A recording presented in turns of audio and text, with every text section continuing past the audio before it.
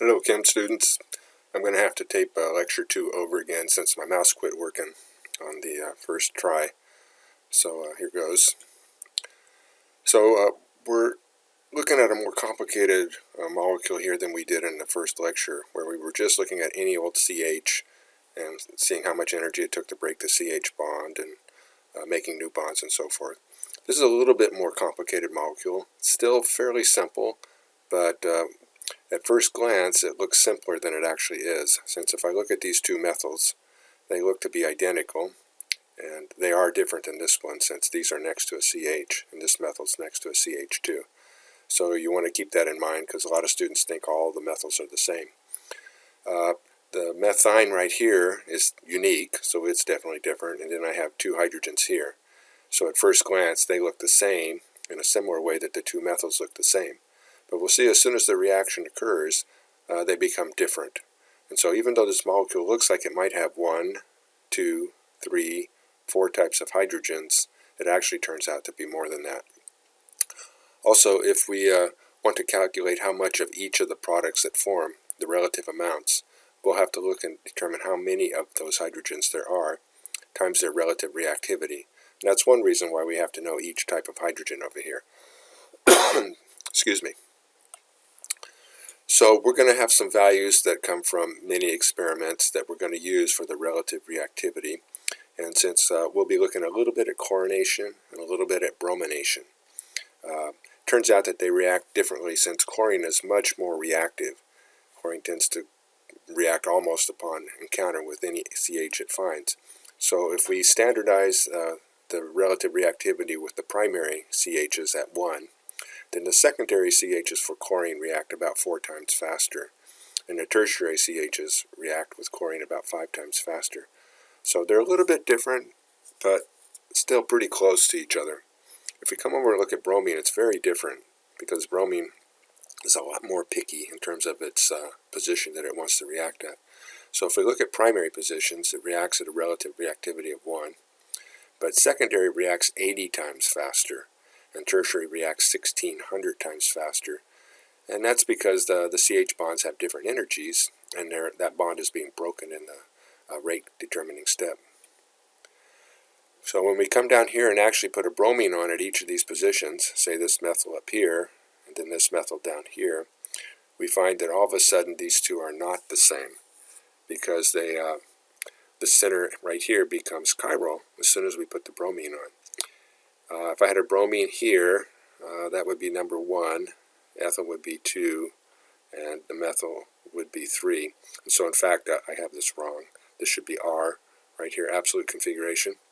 And so this one's probably going to be the opposite. I have a bromine here that's 1, 2, 3. This should be S right here.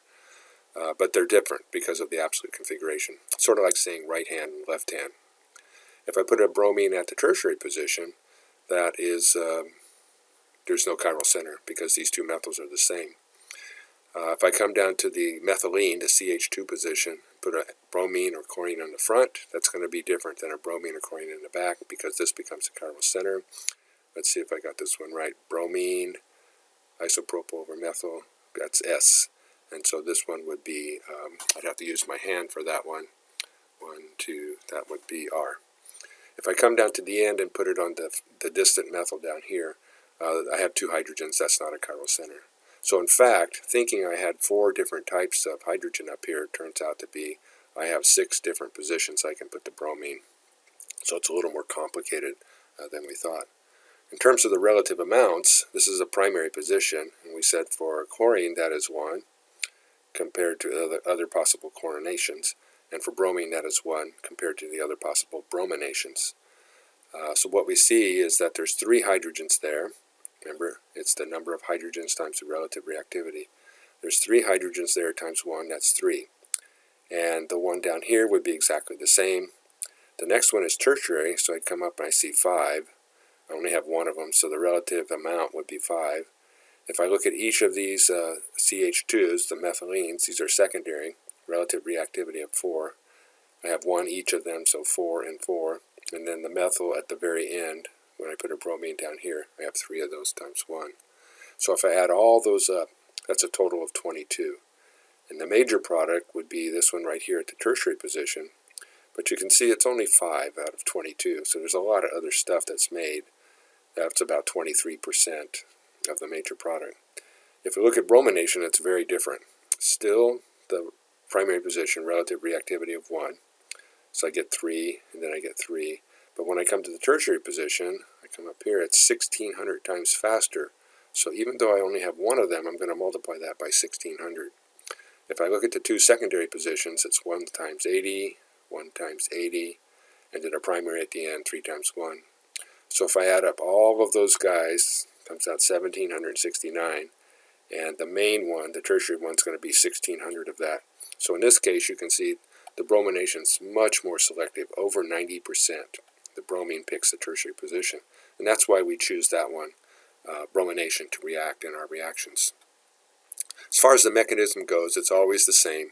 So I show this a number of times, and I've already showed it in the first lecture, but we'll just look at it again.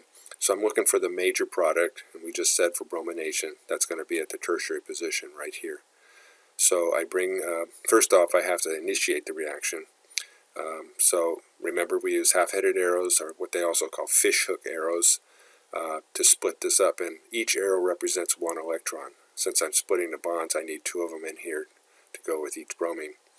So once I have this bromine atom, which is also a free radical, this now has the ability to attack other things in the solution, and in this case it'll be the hydrocarbon that we're talking about. So it's going to pick this hydrogen here, the tertiary one, excuse me, and 1 electron. So that'll make a very strong bond over here, HBr, and that liberates about 88 kcal. Now the cost over here was whatever this CH bond is, and since this is a tertiary CH, let's find it up here, tertiary CH right here, that's going to cost us 92. So overall, this is an uphill reaction a little bit, and so it's not going to be super favorable, but it's definitely capable of occurring. The thing that drives the reaction is the next step, because once I make this carbon-free radical, it's going to choose the weakest bond it can find, and that'll be a bromine bond that started the whole thing off up here.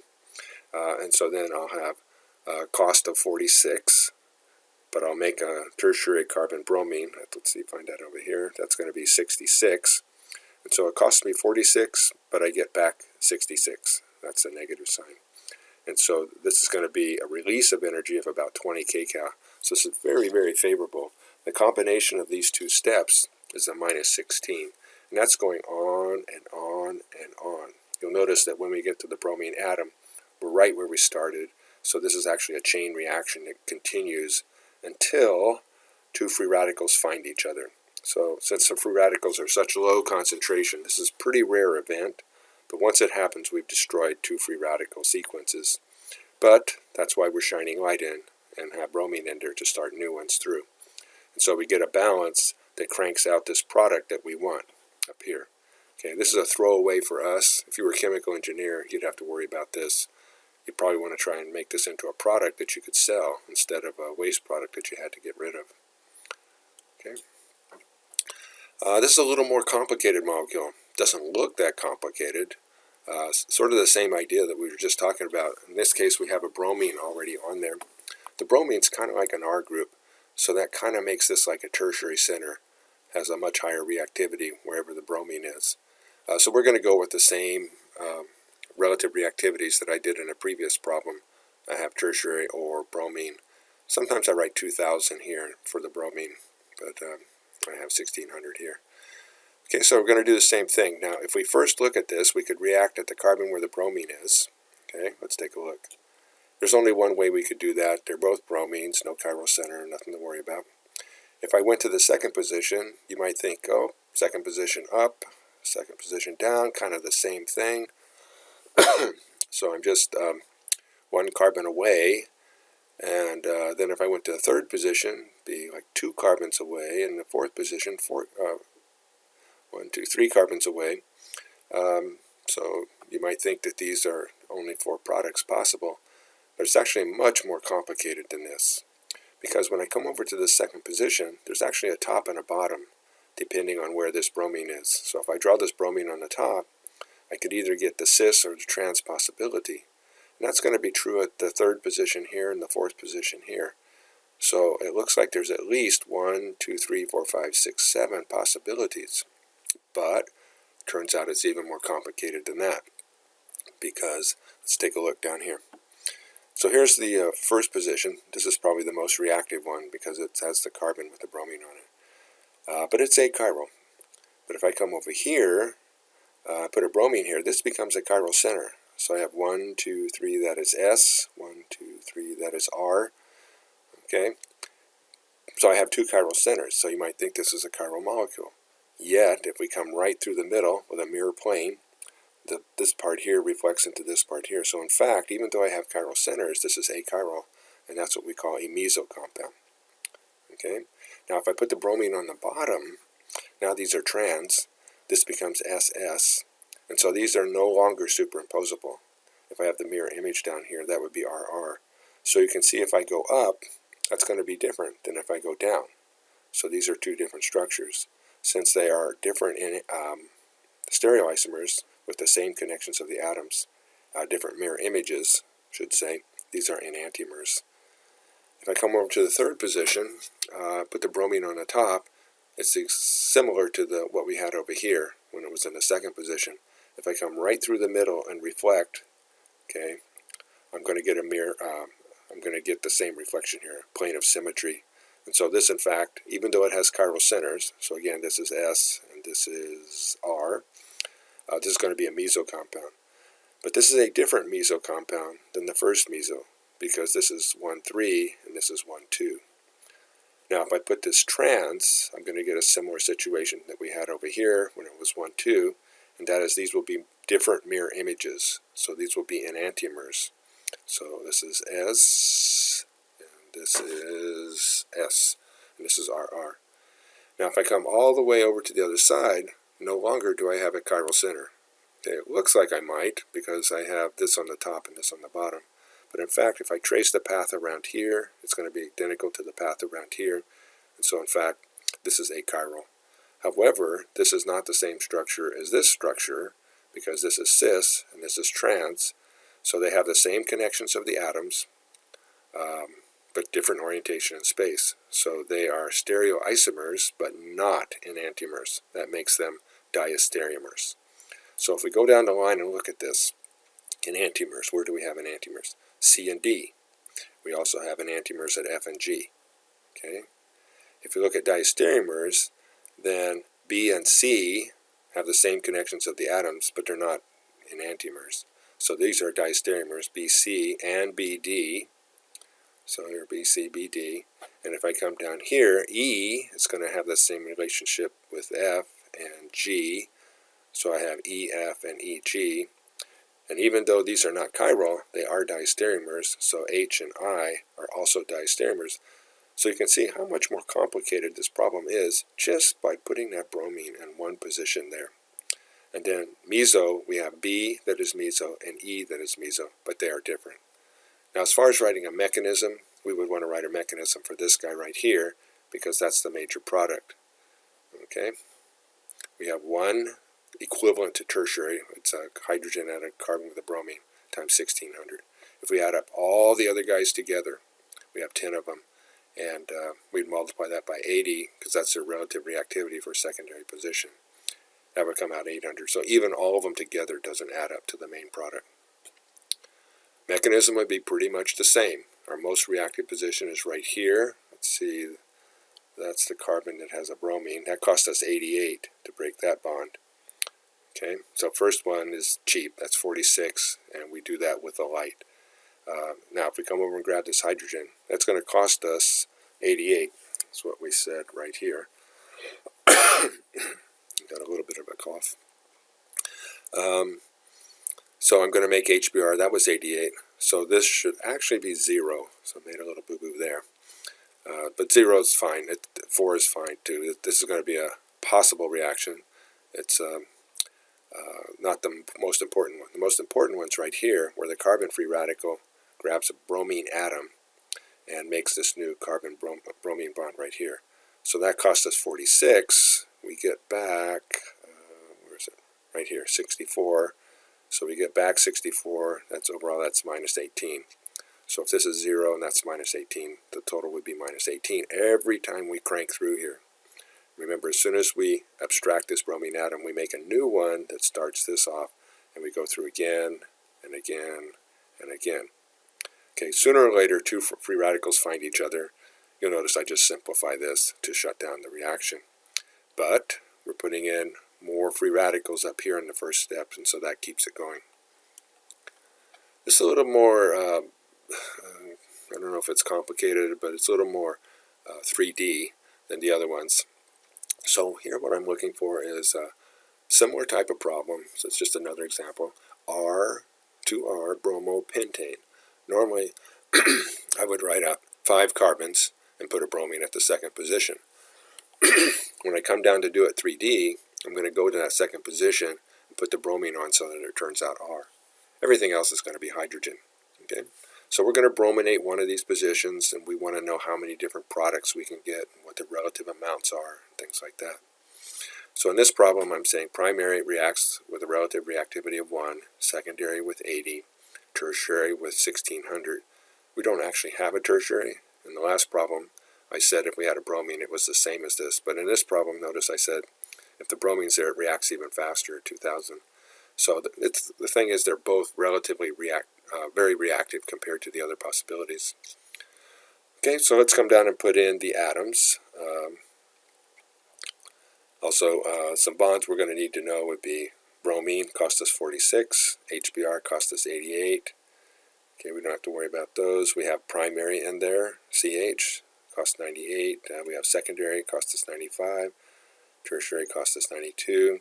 Okay, so these are possibilities we could consider. A CH bond where bromine is only 88, so in fact that makes it the most attractive position. And then if we make a bond where bromine is, that gives us back 64. Some of these other ones we'll see in our third lecture. So here's the possible products, our starting structure. So is that R? Let me take a look. 1, 2, 3. I'm using my hand right now. Yes, that looks R. And so that's going to be in position as we go through all of these possibilities. Okay, the first one is we could react down here at the 1 position. And notice what happens. If we put a bromine on this carbon, its priority becomes higher than the propyl side over here. So that's going to change the absolute configuration, even though we do nothing at the chiral center. Okay, 1, 2, 3. So now it looks S. If I come and react at that position, I have 2 bromines on the same carbon. That's achiral. So now the molecule has no chirality. If I start going down the line, I'm going to encounter the similar situation that we did in the previous example. And that is, if I put a bromine at a CH2, it could be on the front or it could be on the back. And so those will have different absolute configurations. The 2 position won't change. Okay, so it's still going to stay R. But the 3 position now would be 1, 2, 3. That would be S, so 3S. That looks good. And then this would be 3R. Since the 2 position does not change and the 3 position does, they're not enantiomers, so they must be diastereomers. If I go to the next carbon down, that's also a CH2, so I could put the bromine on the front or the back, and it doesn't change the 2nd position. So again, I get 2R, and this one would be 1, 2, 3. This is R, so this is S. So these are going to be diastereomers again. This is a little tricky right here, but the way I have it drawn, you can sort of see it. If I come right through the middle and reflect front and back, you'll see that they are identical. There's a mirror plane right here, symmetrical mirror plane. And so in fact this is also meso, even though it has a 2R4S, has 2 chiral centers. If I put a bromine at the end, there is no new chiral center because that was a CH2. I still have 2 hydrogens the same, but I still have this chiral center and it's still 2R. So you can see there's a lot of possibilities here. Now to consider each one of these in terms of the relative amounts, we'd have to calculate how many of them there are. Say like this one up here, there was 3 of them, times the relative reactivity of 1, since it's a primary. So we could do that. Oh, before I do that, this could also be shown with Fisher projections. So I tend to ask it either way sometimes. Sometimes I like to ask it this way, sometimes I like to ask it this way. But it's pretty much the same result as long as you understand your Fisher projections. Remember, horizontal groups are coming out towards you, vertical groups are away from you. So if I look at this first group, I would slide my right arm in where the hydrogen is, have my pointer finger pointing at the bromine, and then trace that out. 1, 2, 3. That would be R, 2R. And so you can go down the line. This would be the same result that we have up here, but now I have it with Fisher projections. Relative amounts. So at A, that would be this one up here. I have 3 of them, relative reactivity of 1, so the relative amount is 3. At the 2 position, that would be B right here. I only have 1 of them, okay, only 1 hydrogen here. And the relative reactivity we said was 2,000, so that's going to be the main product by far. If I look at C, D, E, and F, I have 1 of each of those, they're secondary, times 80. And so that would give me 80 each, not going to compare to 2,000. And then the very last, CH3, I have 3 of them, relative reactivity of 1, I get 3. So you can see the main product is this. If I wrote out a mechanism, which I usually have you guys do, same type of mechanism. So initiation, we're going to split the bromine apart, bromine molecule, into bromine atoms. They abstract the cheapest hydrogen to get, which in this case would be this guy right here. It's going to cost us 88. And we make an HBr. That gives us back 88, so got it right this time. So I got 0. And then I would come over here and make, this carbon free radical would grab a bromine atom and make a carbon-bromine bond where there already is a bromine, so that would give us back 64, cost of 46. So we liberate 18. This combination of these 2 steps over and over is going to have a negative delta 18, delta H of 18. And then the combination of 2 free radicals terminates it, shuts it down. But we're starting new ones up here to continue until we run out of material. So we have a way to make a lot of different types of bromine, bromohydrocarbons now. So I have some here because what I'm showing here is how we can carry these reactions one more step to make alkenes. So if I have 2 carbons, I can make an alkene. I don't have methane on here because methane's only 1 carbon, and I'm really showing these pi bonds form. So if I put a leaving group onto this guy, make it bromoethane, it's kind of hard to make this eliminate. Okay, almost all the reactions out of chapter 9 were substitution SN2 when we had a minus charge. But we did have 1 guy there, and we had it for this very reason. If we use T-butoxide with even a primary bromoalkane, it does mainly E2. And so that would give us this alkene, ethene. Okay, if we're studying alkenes later, then this will be a source of material we can use. If I put a bromine on this guy, I got 2 choices, but remember, secondary has the cheaper bond, so it's going to go there the most. I think in reality it's about 92% at secondary, about 8% at primary. So this is going to be the main product. We might want to use this now. We could do all those reactions from chapter 9, those SN2 reactions. But if we wanted a pi bond, we have to use T-butoxide. So that would give us propene. So now we have a new alkene that we could use. And we could do the same thing here with the 2-methyl propane. We could get what's often called isobutylene or 2-methylpropene. Okay, so here's another alkene. We could do the same thing with, starting with the cyclohexane from the bromo. Using T-butoxide, we could get cyclohexene. And once we had, say, this guy right here, this propene, we can actually do another reaction right down here that's similar to the first reaction we're doing up here. See, there's still an sp3ch here. And so if I do the bromination again, I get a completely different bromohydrocarbon. Okay, this bromohydrocarbon actually has a double bond, and in fact this is the allylic position. Very reactive. Okay, so this is another compound we can use in our approach to making molecules. And I could do the same thing here, make an allylic bromohydrocarbon right here, but a little bit different. It's got the 2-methyl here. And I could do the same thing with the cyclohexene. I could make an allylic bromo compound right here. Okay, and then the final example with the 2 carbons on the side, I can make a pi bond there. So bromination would want to go to this position, the benzylic position, which is also secondary. We could use this in all of the SN2 reactions of chapter 9, or with T-butoxide we could eliminate it and make yet another alkene. Okay. Now every place where we have an alkene here, we could try and make an alkyne because that's also pi bonds. But there is a limitation here because this is a straight line. This is a linear shape because of the sp hybridization. So when we come up here, we're not going to be able to do this at every one of these. We could do it here, because that's in a straight line. We could do it here, no problem. We could do it here. We could make a triple bond. But we cannot do it in a ring like this. Where is it? Over here. In a ring, because a ring is bent around and the linear shape won't allow that. We cannot do it here, because if I made a triple bond, I'd have 5 bonds in the middle. So there's a little bit of limitation on the triple bond. But let's take a look at those. The only difference for us is that if we're going to make a triple bond, we need 2 leaving groups. And so we're going to react with 2 equivalents of bromine instead of 1. Okay?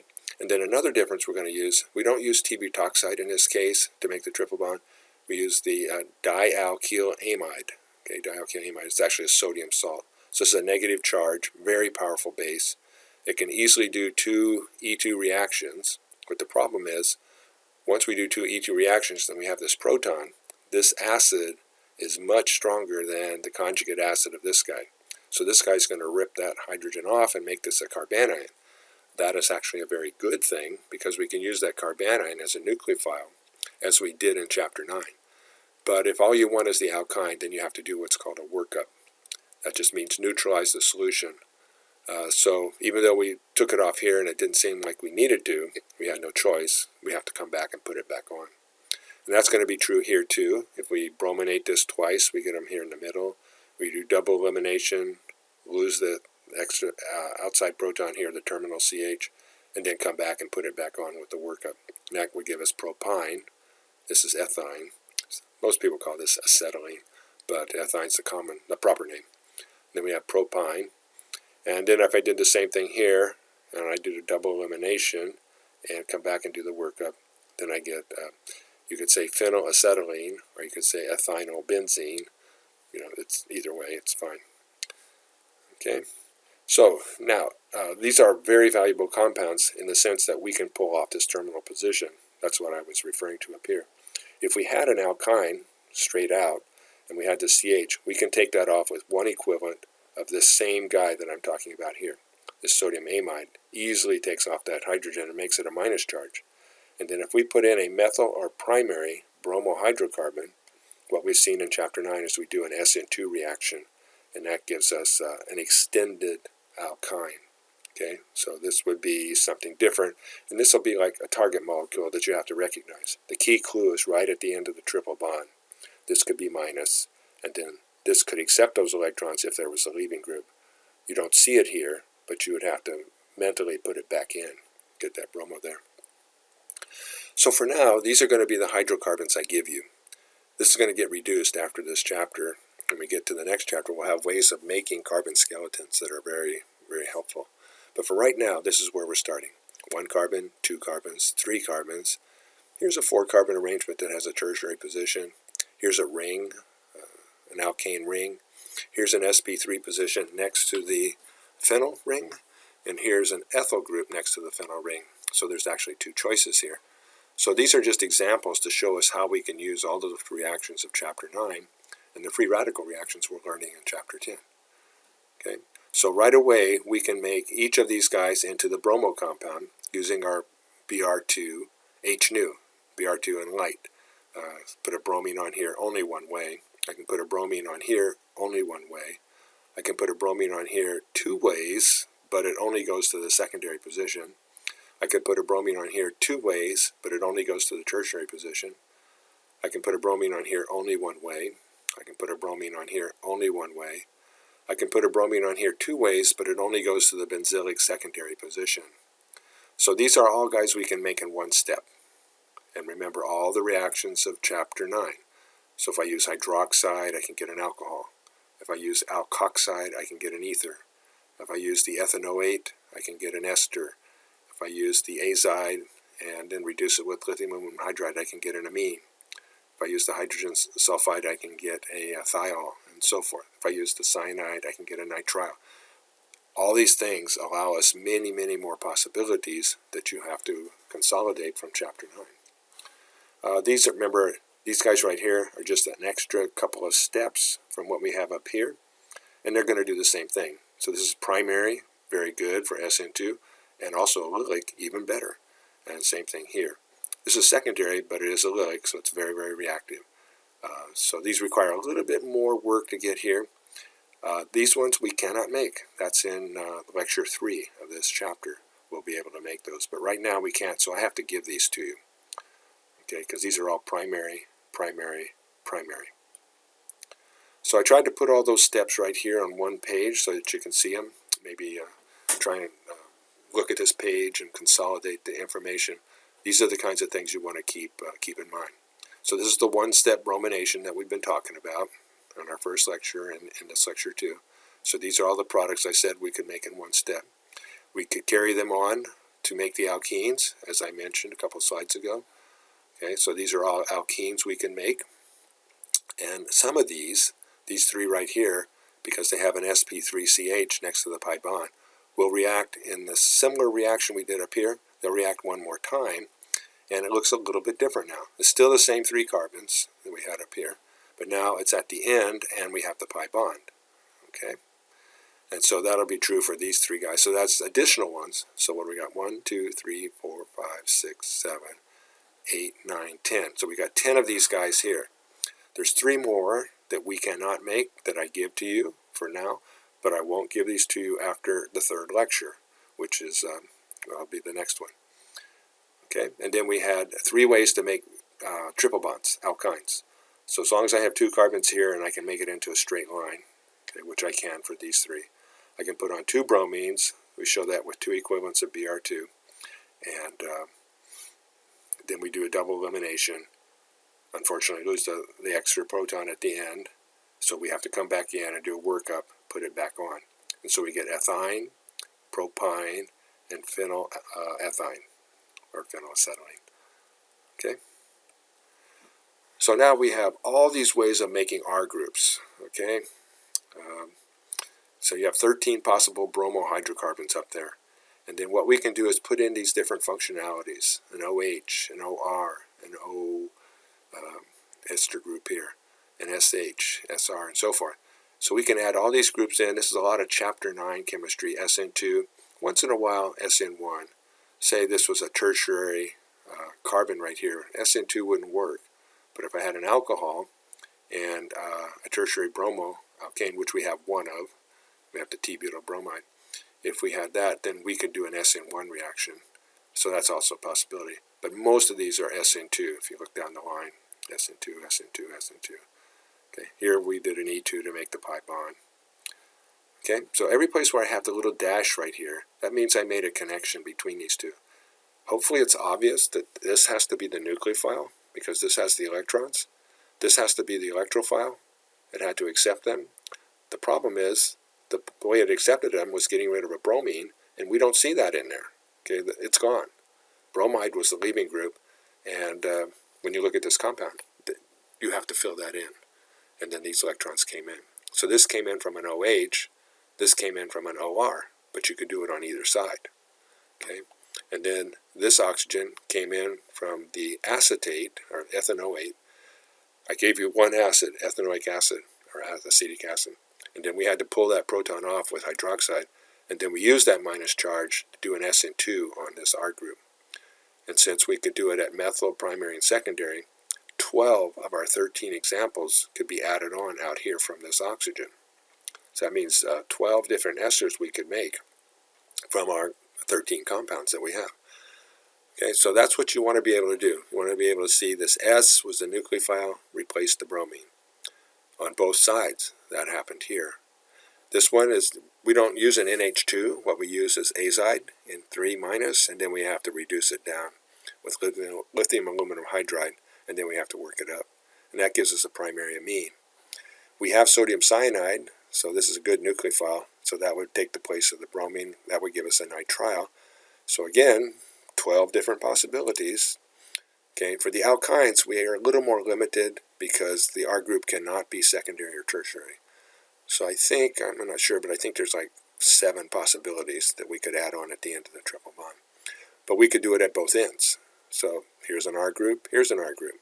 So if I consider there's 7 possibilities here and there's 7 possibilities here, you can see that's going to add up to, approximately 7 times 7, not exactly, but close to that, possible ways of making something like this. We can put a deuterium wherever the bromine was using lithium aluminum deuteride. So instead of H here, we use deuterium. I use that so that I can see where you make the reaction work. Now, if we have an acid, and I only give you one right now, but like I said, after this topic and our next topic, we'll be able to make a lot of new compounds. And so we'll be able to make many, many types of acids. You'll be surprised. But every place the acid is, we could make it into an acid chloride using PCl3. So I did talk about that mechanism in Chapter 9. You might want to go back and take a look. I think I also presented in the next chapter too. Anyway, this is an extremely good leaving group when there's a C double bond O here. And so this is a very reactive group, and it can make us a whole bunch of new compounds. Okay, so if I bring in an alcohol, it'll replace the chlorine. This makes an ester. Now we actually had a way of making esters up here, but now we have another way. So we could break the bond on this side of the oxygen, or we could break the bond on this side of the oxygen. Okay, so this is going to be real helpful because in our next topic, we'll be able to make all kinds of alcohols. Okay, right now, we're kind of limited to making them like this over here, but we'll have a whole bunch of other approaches. If I bring in a thiol, I can make a thioester. We haven't been able to do that. If I bring in a primary amine, I'll be able to make a secondary amide. We haven't been able to do that. And if I bring in another carboxylic acid, well, what do we got? All we have is ethanoic acid. But if I bring in another carboxylic acid, I can make an anhydride. So if you look at this, this is 3 brand new groups and another way of making esters. So these are going to be important reactions because these are going to be target molecules. Now for some of these, we can actually continue on the other side. Now right now I'm giving you one ketone. That's this one right here, propanone, or sometimes called acetone. And if we look at this position adjacent to the carbon-oxygen double bond, we can pull off this proton with a very strong base, the dialkyl amide, and then that minus charge can replace a bromine. Okay, so when we have that minus charge next to a carbonyl or even a nitrile, we sort of classify these as enolates. Okay, enol, double bond, and then all for the alcohol if I put an O here, and a minus charge is 8. So enolates, and they can replace that bromine and make a carbon-carbon bond, which makes this a very valuable reaction. So if I consider that I have 12 possibilities here, my starting ketone, which is a very simple ketone, can be made into 12 different ketones. If I did the same thing with the ester, which I can make a variety of ways, then I could add on 12 different groups out here. So that's a lot of additional esters we can make. If I do the same thing with the thioester, I can make a minus charge here, and I can add on 12 different bromohydrocarbons from our particular little group that are methyl, primary, and secondary. Tertiary is not going to work. That's why I only say 12. Okay, can't do it with the T-butyl bromide. And we can do the same thing with the nitrile. It also stabilizes a minus charge next to the carbon-nitrogen triple bond because of resonance. And so we could make 12 different possibilities here. And we could even do it twice. So we could come along, take another one, put another one on here.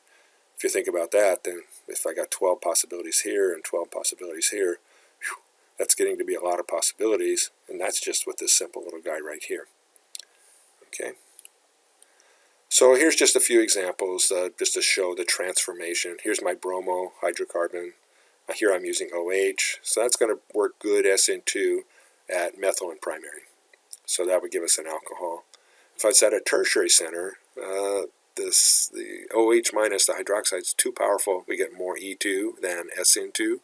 So, but if we switch over to water, then we could do SN1, and since this is tertiary, there's no rearrangement, and that would give us a tertiary alcohol, so we can even make the tertiary alcohol. Okay, an important reaction for us is this turning a carboxylic acid into an acid chloride. The reason I give you this right now is just to show you this possibility for carboxylic acids, because in our next topic we'll be able to make just about any carboxylic acid you want. And that means we'll be able to make all of them into acid chlorides using PCl3, phosphorus trichloride. Okay. If we wanted to make a nitrile, it looks at first like I could make a break right here because I have sodium cyanide available, and I need a bromine here. That would certainly work, but if I count all the carbons here, 1, 2, 3, 4, 5, I got 5 carbons. We cannot do that because we don't have a 5-carbon bromohydrocarbon. Okay, so I must have made the break right here. This must be an enolate example. all right? And so I need the bromine there. I need to make this into an enolate. I make that into an enolate using the dialkyl amide. Minus charge displaces that, and then this would be our common compound. Now, if I had to make this, because we don't get nitriles free, you have to make them. I see one carbon right here reacting with the cyanide nucleophile, so we'd have to trace this back another step and react the sodium cyanide with this. Now, in fact, you'd have to make this, but that's what we've been doing in this chapter, so presumably you know that we could use free radical bromination on methane to make this. I didn't put that in here, so you know that. Okay, so let's see what we got next. So here's an ester.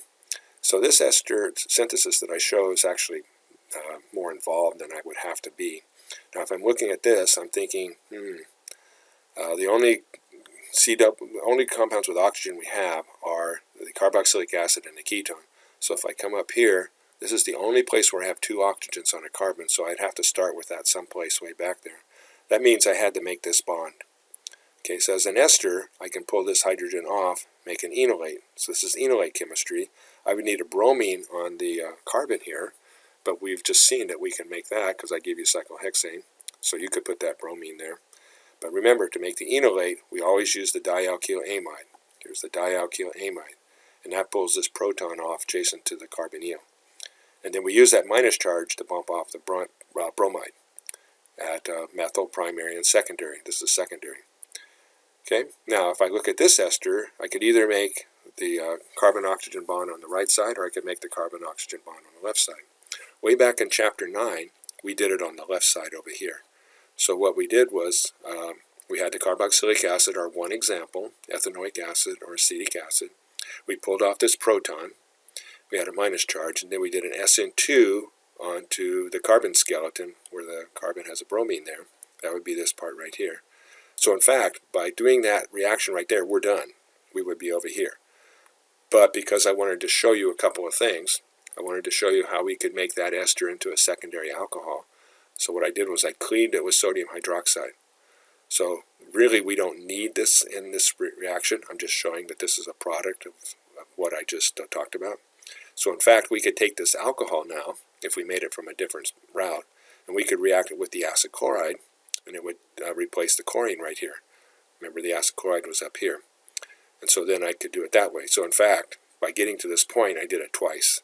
The first steps here would make it, and then the second steps here would make it. So it's just an example to show you how we could make esters two different ways. And then once I have the ester, I can use enolate chemistry to add other stuff onto the carbon side of the ester right here. That's a little bit complicated for you guys, so you might want to think about that. Here's an ether. An ether also has two carbon groups. I have a carbon group here and a carbon group here on opposite sides of the oxygen. And so each of these carbon groups could be, many possibilities from our 13 different examples of bromohydrocarbons. So in this case, I have a clue, very obvious clue of the phenyl ring. So this phenyl ring only has one carbon attached, and this phenyl ring has two carbons attached. And so you pretty much know where those come from in our starting structures, because we only have two phenyl compounds, one with two carbons, okay, and one with one carbon. So you could choose either way. Okay, the way I chose it here, I started with the oxygen on the two carbon side here. But I could have started with the oxygen on the one carbon side. In either case, you're going to have a bromine at that position. So in this case, since I need a good nucleophile, I need to make this a minus charge. So you need a pretty strong base to do that, and we use sodium hydride to take off the alcohol OH. So now I have a minus charge. This is a primary position, so that should react well in SN2 reaction, so I'll just come over and bump that off. It's also benzylic, which is even more reactive, but not a big deal, it's primary. Okay, and then I would have my ether.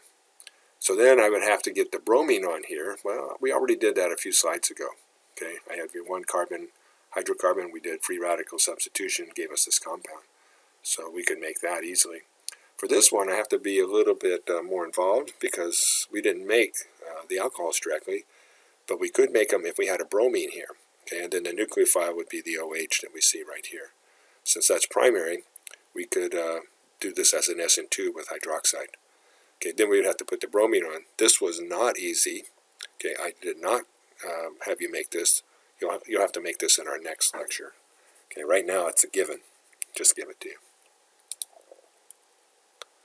A few more examples. Here's an amide. So an amide, the only way we can make it is from an acid chloride. So we'd have to make a break here. This would be the nucleophile, replacing the chlorine that was there. Remember, this came from ethanoic acid and PCl3, phosphorus trichloride.